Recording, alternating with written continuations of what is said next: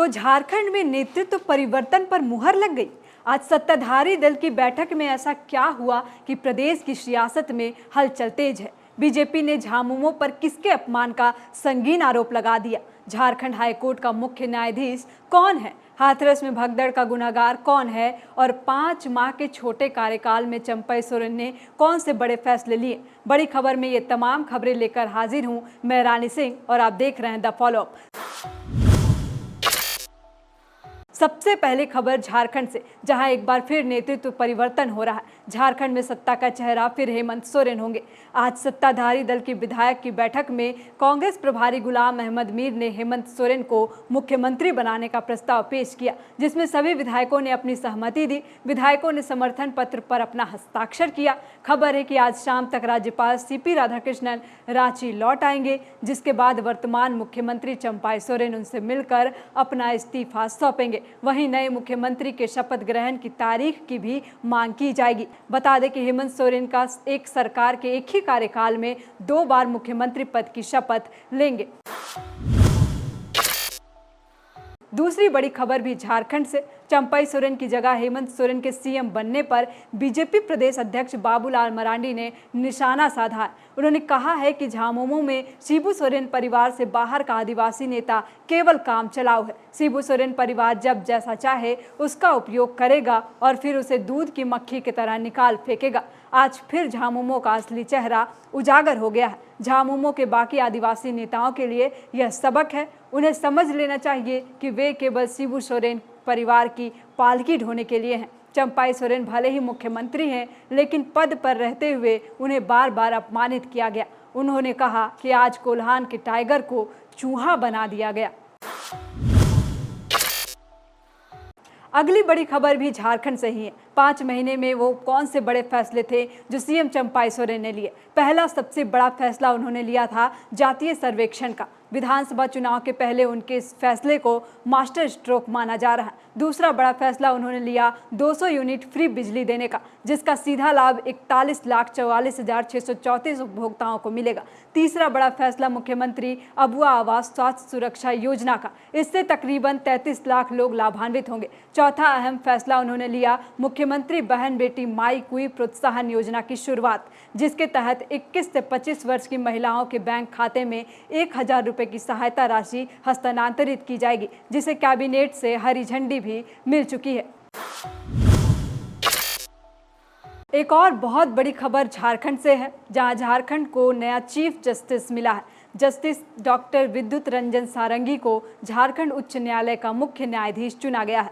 Doctor विद्युत रंजन सारंगी Odisha high court में chief justice थे। अधिसूचना में कहा गया है कि यह नियुक्ति उनके पदभार ग्रहण की तारीख से ही प्रभावी होगी। वहीं झारखंड हाईकोर्ट के जस्टिस चंद्रशेखर को राजस्थान हाईकोर्ट के न्यायाधीश के रूप में ट्रांसफर कर दिया गया है।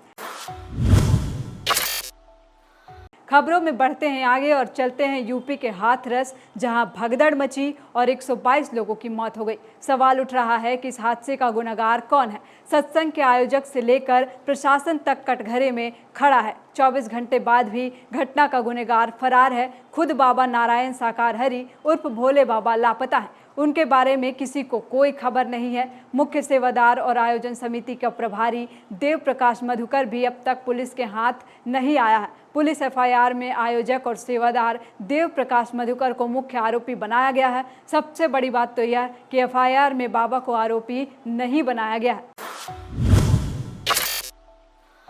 अब चलते हैं सदन की ओर, जहां संसद भवन में आज पीएम मोदी का संबोधन जैसे ही शुरू हुआ, वैसे ही राज्यसभा से विपक्ष के सदस्यों ने वॉकआउट कर दिया, जिसके बाद सभापति जगदीप धनखड़ ने इस कदम की भर्त्सना की और कहा कि इससे देश के 140 करोड़ लोग आहत होंगे। आज वो सदन छोड़कर नहीं, मर्यादा छोड़कर गए हैं। ये हमारा और आपका अपमान नहीं, सदन का अपमान है। वह मुझे नहीं बल्कि भारत के संविधान को पीठ दिखाकर गए हैं। बहुत दुखी हूँ। भारत के संविधान का इतना अपमान, इतना बड़ा मजाक। आशा करता हूँ कि वे इस पर आत्ममंथन करेंगे।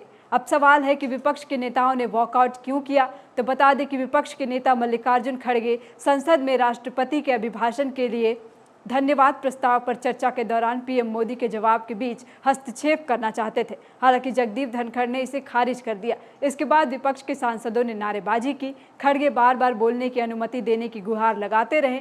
जब अनुमति नहीं मिली तो इंडिया गठबंधन के सांसदों ने सदन से वॉकआउट कर दिया। आज की खबरों में इतना ही। मुझे दीजिए इजाजत। बड़ी खबर में आज इतना ही। झारखंड सहित देश भर की तमाम महत्वपूर्ण खबरों को देखने के लिए देखते रहिए द फॉलो अप। अगर आपने अब तक हमारे चैनल को सब्सक्राइब नहीं किया है तो यूट्यूब पर जाकर द फॉलो अप को सब्सक्राइब कर लीजिए।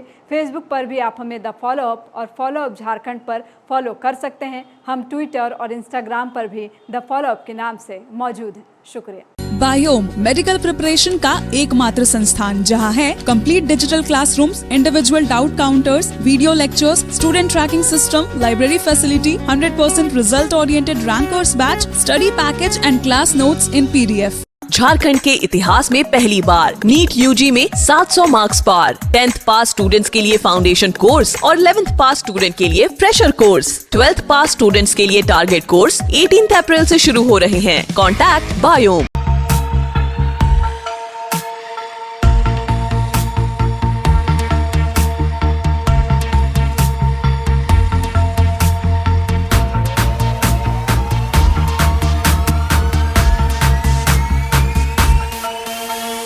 thefollowup.in. Like, share, and subscribe. www.thefollowup.in